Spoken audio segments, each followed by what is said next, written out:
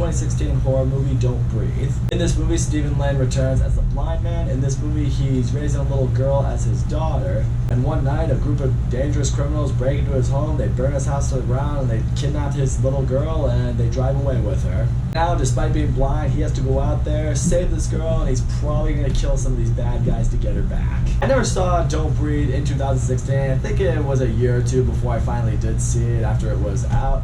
I really dug the shit out of that movie. It was a really, really original horror movie. It was intense, it was scary, it had a lot of twists and turns I really wasn't expecting, and what I really appreciated about that movie that I think everyone appreciated was the interesting concept it took. You had these burglars who were going in, trying to steal this blind man's money. Turns out the blind man is this really capable, dangerous person who is capable of killing these people. And you're ultimately sat there, it's like, who is the real villain of this movie? Is it the burglars who broke in trying to take money that they technically wanted for good reasons? Or is it this blind man who is ready to kill these teenagers, even though he's technically in the right to, because they did break into his house and prepared to steal his money? It's like one of those things, it's like, you know, usually you're rooting against the monster of a horror movie. In this case, you might have been on his side. But we all know sequels are really, really tough to pull off, especially with movies like horrors and comedies, because typically you see something scary once, it's not going to be scary again the second time, or at least not as scary. Same with comedies. You see something funny once, it's not going to be as funny the second time around. That's why sequels for these two genres very rarely pan out. And unfortunately, this is an example of a horror movie sequel that really didn't pan out for me. I didn't really see the need of a sequel being made here, and I think this movie kind of proves that. I will say this much. Stephen Lang, once again, is great in this movie as the blind man. You completely buy into him. He's clearly a damaged character. He's got a lot of flaws. He's not necessarily a good person. He's done some really fucked up shit. We know that from the last movie. But nevertheless, you are kind of rooting for him to have a normal life and be a regular person. You feel like this little girl that's in his life is going to give him that purpose. The little girl actor, I also thought, did a pretty good job in this movie. I mean, she doesn't give the best childhood performance I've ever seen from a kid actor, but she does her job well. When she was scared, I bought into it. I like seeing the training that the blind man has given her, so she's capable of handling herself in some uncomfortable situations that a lot of kids probably wouldn't be able to. This movie also attempts to do what the first movie did, which I can appreciate to an extent. They try to give you the plot of the movie, and you're thinking, alright, it's going to be this generic little plot. But then it had a moment where there was a big twist that I did not see coming, and you're thinking, oh wow, the movie is going to unfold this way. And I was thinking, across the movie, I didn't see that coming. The problem I had is the twist that they initially show you, which I felt could have been enough for the movie to rely on for a while.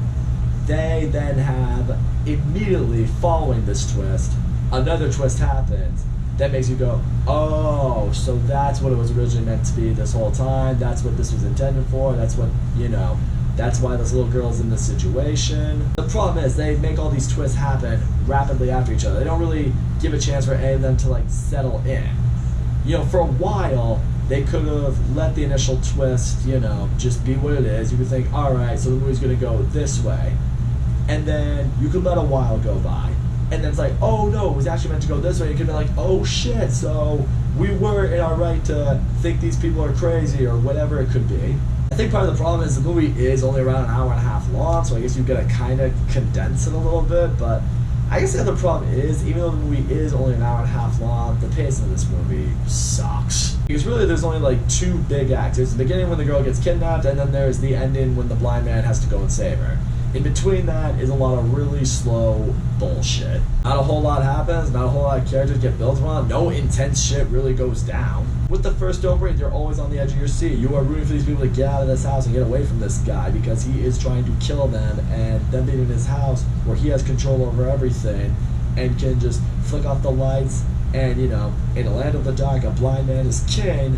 That makes for some scary, intense shit. This movie shit really doesn't hit the fan until the very ending of it, and that's when I'm also gonna say this right now. The ending of this movie is really not that intense. Like, you know, when the blind man shows up, he's gonna wreck shit, he's gonna kill these guys. Like, you don't really have much doubt in that. I guess the other thing that kind of sucks is, like, there wasn't really a big sense of fear with this guy as much as there was in the first Don't Breathe. In this case, when he shows up, no one's really afraid of it, no one's terrified of it. I wish there was more of a sense of fear from these people who have kidnapped this girl. It could have made the scenes a little bit more intense, because this guy who's coming after them is a murdering psychopath who now happens to raise a little girl. That's just it. The movie doesn't have the scares that the first one had. The movie doesn't have the intensity that the first one had. The movie makes for an attempt to go for a little more heart, and the fact that, you know, now he's got this little girl that he's raising, but it didn't really hit me the way that it could have and the way I'm sure it was intended it to. So all in all, Don't Breathe 2 is one of those sequels that just really shouldn't have been made. Stephen Lang, you can tell he gives it all to this performance. He does well for what the movie needed him to. The little girl, she gives it her all here. She does what she can do. The movie tries to throw you with some really clever twists, but the problem is it doesn't execute the twists well enough to really throw you for a loop. The movie wasn't intense, it wasn't scary. In the end, this didn't really feel so much like Don't Breathe 2. It kind of felt like Taken with a blind man. So yeah, there you go. That's why this movie was so unoriginal, I guess. And A Quiet Place Part 2 really was an aberration.